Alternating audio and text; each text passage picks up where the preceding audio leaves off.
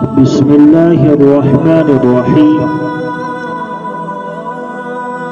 حدیث نبوی صلی اللہ علیہ وسلم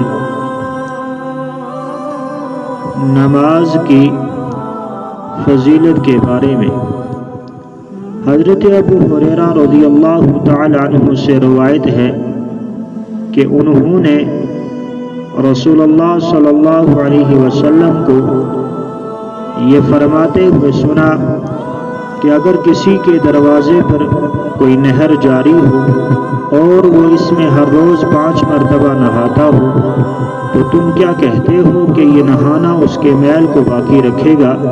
صحابہ کرام رضوان اللہ تعالی علیہم اجمعین نے عرض کیا کہ اس کے جسم پر بالکل میل نہ رہے گا۔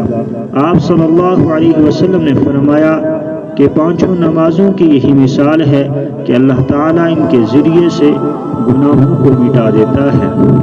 یہ حدیث مبارکہ صحیح بخاری جلد اول کے اندر موجود ہے۔